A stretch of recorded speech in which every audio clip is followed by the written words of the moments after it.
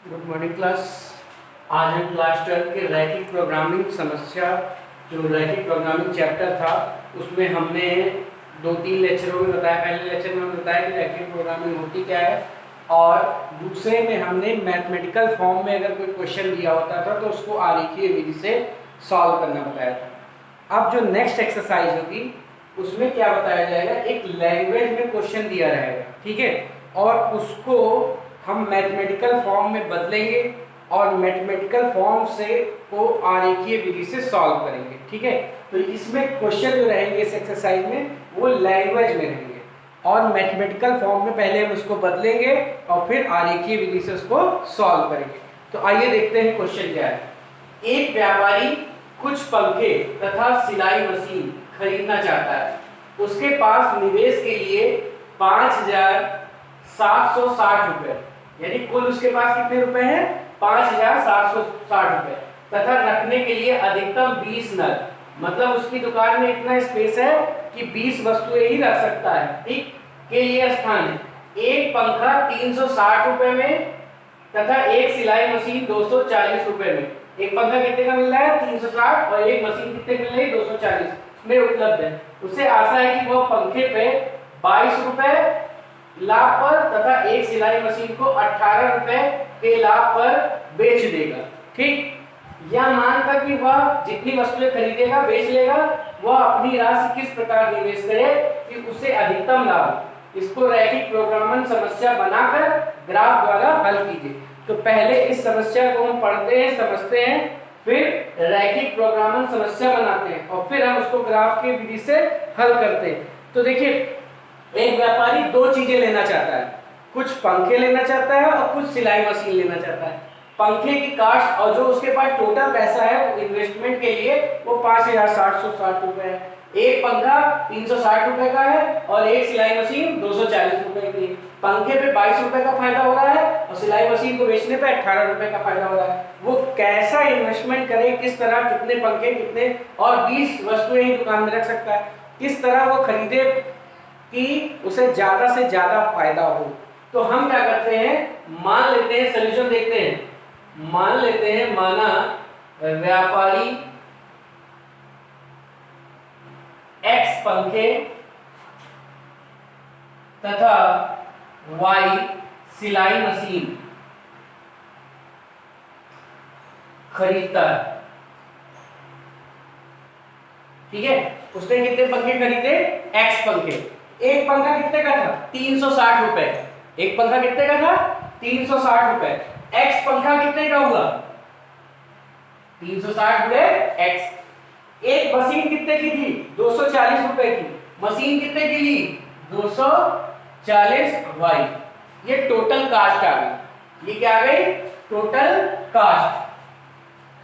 X पंखा लिया, एक पंखा 360 का था तो X पंखे इतने के हो गए। Y सिलाई मशीन ली, एक मशीन 240 की थी, तो ये टोटल खर्चा आ गया। और जो टोटल खर्चा है वो 5,760 से ज्यादा नहीं होना चाहिए, क्योंकि उसके पास इतने मशीन, इतनी सिलाई मशीन और इतने पंखे लिए, इतना खर्चा आया टोटल। वो खर्चा इससे ज्यादा ना हो, क्योंकि वो खरीद ही नहीं पाएगा, क्योंकि उसके पास टोटल कितना है, 5,760 रुपए। तो या तो 5,760 बने या इससे कम बने, ठीक। पैसा बच जाएगा, कोई दिक्कत नहीं, लेकिन ज्यादा ना हो, क्योंकि उतना है ही नहीं इन्वेस्टमेंट के लिए। अब देखते हैं, अच्छा, एक मशीन पे फायदा कितना हो रहा है, एक पंखे पे कितना फायदा हो रहा है, 22 रुपए। तो जब X पंखा बेचेगा तो कितना फायदा होगा, 22X होगा। और एक मशीन पे कितना फायदा हो रहा है, 18 रुपए। Y मशीन जितना खरीदा उतना बेचेगा, तो Y मशीन बेचेगा तो कितना फायदा होगा, 18। तो पंखे से जो फायदा हुआ वो 22X और मशीन से जो फायदा हुआ वो 18Y। ये हुआ टोटल फायदा, और इसी को हमें क्या करना है, मैक्सिमम करना है। फायदा हमें क्या करना है, ज्यादा से ज्यादा करना है, ठीक। अब देखो, पंखा कितना लिया, X। पंखा कितना लिया, X, और मशीन कितनी ली, Y। ये दोनों मिला के 20 से ज्यादा नहीं होना चाहिए, नहीं दुकान में आएगा ही नहीं। पंखे की संख्या और दुकान मशीन की संख्या जो है वो 20 नग से ज्यादा नहीं होनी चाहिए, वो 20 से ज्यादा नहीं होने चाहिए। और पंखा जो है वो निगेटिव में तो होगी नहीं पंखे की संख्या, और उसकी संख्या भी निगेटिव में नहीं होगी। इसको थोड़ा सा सॉल्व कर लेते हैं, ठीक है। सॉल्व कर लेंगे तो 10 से कटेगा तो 60 36x 24y और ये 576 अभी भी कट जाएगा। ठीक है, कितना आ जाएगा? ये आ जाएगा 12 12 के 36 और 12 दूना 24 और 12 एक 12 मुझे 60 12 मुझे 60 तो 12 चौक 48 बचा 2 और 7 12 अट्ठे 48 आ जाएगा। ठीक है, तो ये आ गया आपका, चाहे ये लिखो चाहे ये लिखो चाहे ये लिखो। ठीक है, तो हम ये लिख दे रहे हैं इसको कन्वर्ट करके। ठीक, तो ये आपके हो गए 3x + 2y = 48 3x + 2y ये हो गया उसका प्रतिबंध। क्या हो गया? प्रतिबंध। और ये हो गया आपका मैक्सिमम z जो निकालना है, उद्देश्य फलन हो गया। ठीक, और ये > तो ये हमने किसमें चेंज कर लिया? एलपीपी की फॉर्म में चेंज कर लिया, लीनियर रैखिक प्रोग्रामन समस्या बना दी। इसको क्या बना दी? रैखिक प्रोग्रामन समस्या। अब इस समस्या को हम क्या करेंगे? सॉल्व करेंगे आरेखीय विधि से, जो कि हम पिछले के लेक्चर में बता चुके थे कि कैसे इसको सॉल्व किया जाता है। तो इस एक्सरसाइज में यही काम है, लैंग्वेज में क्वेश्चन दिया होगा तो उसको पहले रैखिक प्रोग्रामन समस्या में बदलना है, फिर ग्राफीय विधि से हल करना है। और इससे पहले एक्सरसाइज में ये बनाया दिया होगा, सीधे हल करके दूंगा। ठीक, तो अब इसको हम क्या करेंगे? सॉल्व करेंगे। समस्या हटा देते हैं, इसको हम क्या करेंगे? सॉल्व करते हैं। ठीक, तो देखो सबसे पहले हम ग्राफ बनाते हैं। तो ग्राफ के लिए हमने बताया था कि इनको पहले इक्वल में कर लिया करो। 3x + 2y = 48। अगर कन्वर्ट करेंगे तो 3x/48 और 2y/48 = 1 हो जाएगा। तो x 3 × 3 3 × 18 और y 24 = 1। ये हो जाएगी पहली रेखा। कौन सी लाइन हो जाएगी? पहली। दूसरी क्या थी? x + y = 20 करके करेंगे तो x/20 और y/20 = 1। ये दूसरी लाइन हो जाएगी। इसका हम ग्राफ बना लेते हैं। क्या कर लेते हैं? ग्राफ। ये y एक्सिस, ये x एक्सिस। कितना कितना है? 16 24 है और यहाँ 20 20 है। तो हम 5 5 का ले लेंगे, 4 4 का ले लेंगे। 4 8 12 16 और 20। इधर 4 8 12 16 20 ये आ गया। अब देखो पहली लाइन हम बना रहे हैं x/16 y/24 = 1। इधर कितना चलेंगे? 16 और इधर कितना चलेंगे? 20 नहीं 24 थोड़ा और बढ़ा देते हैं यहाँ से। ठीक, अब आप लोग ग्राफ कॉपी बनाएंगे, बहुत सही बनाएंगे, एकदम नाप की दूरियां बराबर बराबर लेंगे। ठीक है, हम ऐसे ही अंदाजे से बना देते हैं। ये हो गया। अब प्रश्न उठता है कि हम नीचे का क्षेत्र लें कि ऊपर का क्षेत्र लें? तो यहाँ पे क्या लिखा है? < 48 था। ठीक, अगर 0 0 रखेंगे तो ये कंडीशन क्या है? ट्रू है, यानी ओरिजिन आएगा। तो इस साइड में पढ़ेंगे। दूसरी लाइन 20, इधर कितना लिया? 20 और इधर कितना लिया? 20। ये ऐसे आ गई। अब इसमें देखते हैं कि इसमें भी 0 0 रखेंगे तो नीचे का क्षेत्र ही आएगा, यानी प्रिंसिपल रीजन जो आया, जो कॉमन आया वो ये आया।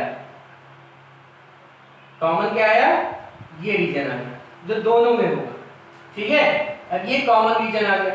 अब जो कॉर्नर पॉइंट होंगे, एक तो ये मिल रहा है O A B और ये C। ठीक, अब इनके निर्देशांक लिख लेंगे। ठीक, हम क्या करेंगे? इनके निर्देशांक लिख लेंगे। तो जो कॉर्नर पॉइंट में corner points O A B C, ये तो 0 0 है। A क्या हो जाएगा? 16, 0। B हमें नहीं पता। C कितना हो जाएगा? 0, 20। अब देखो B जो है इन दोनों लाइन को सॉल्व करने पे मिलेगा। B क्या होगा? इन दोनों लाइन को सॉल्व करने पे मिलेगा। तो यहां लिख लेते हैं B का निर्देशांक रेखा 1 व 2 को हल करने पर प्राप्त होता है। ठीक है, तो जो B का निर्देशांक होगा वो रेखा 1 और रेखा 2 को सॉल्व कर लेंगे, इन दोनों को सॉल्व कर लेंगे। तो देखो ये लिखा है 3x + 2y = 48। इसको भी 2 से गुणा कर देंगे तो आ जाएगा 2x + 2y = 40 और घटा देंगे तो ये कट जाएगा, आ जाएगा x = 8। x की वैल्यू क्या आ जाएगी? 8। अब x 8 रख देंगे तो y कितना आ जाएगा 12, y की वैल्यू आ जाएगी 12। तो b का निर्देशांक 8, 12, ये क्या हो जाएगा 8, 12। ठीक है, ये सॉल्व कर लेंगे, सॉल्व करके दिखाना नहीं है, सीधे b का निर्देशांक लिख सकते हैं। ठीक, अब देखो जो z की वैल्यू होगी, z क्या दिया था 22x प्लस 18y, इस कंडीशन में निकालेंगे 0, इस कंडीशन में निकालेंगे 22 गुणे 16, 16 गुना 32 और सिलाई 3, 32 और 3 35। ठीक, और ये देखो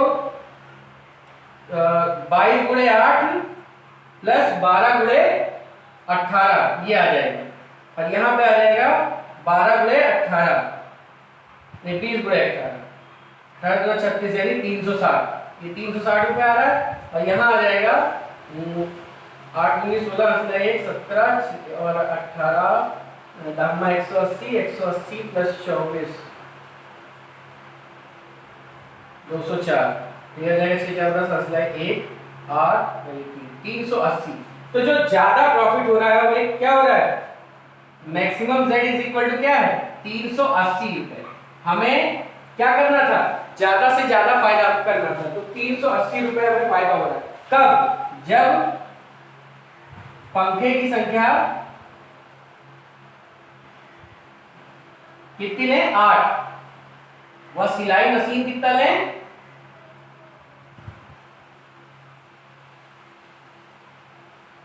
12। तो यदि अगर हम सिलाई मशीन कितनी ले रहे हैं 12 और पंखा ले रहे हैं 8, अगर हम पंखे की संख्या 8 ले और सिलाई मशीन 12 ले तो हमें ज्यादा से ज्यादा प्रॉफिट होगा। ठीक है, तो यही इन क्वेश्चनों में किया जाता है, लैंग्वेज दिया होता है, एल्गोरिथम बनाते हैं, उससे सॉल्व करते हैं, तो हमें ये पता चल गया कि कितना पंखा और कितना मशीन ले कि हमें ज्यादा से ज्यादा प्रॉफिट हो। तो यही फायदा है, यही बिजनेस से रिलेटेड है। जैसे मान लो हम ये सब सप्लाई करते हो तो पंखा ज्यादा नहीं लाएंगे, बल्कि कितना लाएंगे 8 ही लाएंगे, और सिलाई मशीन कितनी लाएंगे 12, इससे हमें ज्यादा से ज्यादा फायदा होगा। अगर सिर्फ पंखा ले आते हम ना आते सिलाई मशीन तो 352 रुपए का ही फायदा होगा। ठीक है, और देखो 20 आया, 20 सामान आ भी जाएगा, 20 से ज्यादा तो आ नहीं रहा है, और इनका टोटल इन्वेस्टमेंट देखोगे तो इससे कम ही आएगा। ठीक है, तो इस तरह के इस क्वेश्चनों को हम सॉल्व करते हैं। ठीक, कोई भी लैंग्वेज वाला क्वेश्चन को एल्गोरिथम बनाएंगे तो उसको आरेखीय विधि से सॉल्व करेंगे। आरेखीय विधि हम बता भी चुके हैं। ठीक, तो क्वेश्चन देखते हैं। अब नेक्स्ट क्वेश्चन को और बताते हैं, और एक दो क्वेश्चन हम बताते हैं जिससे और भी चीजें आपको क्लियर हो जाएगी।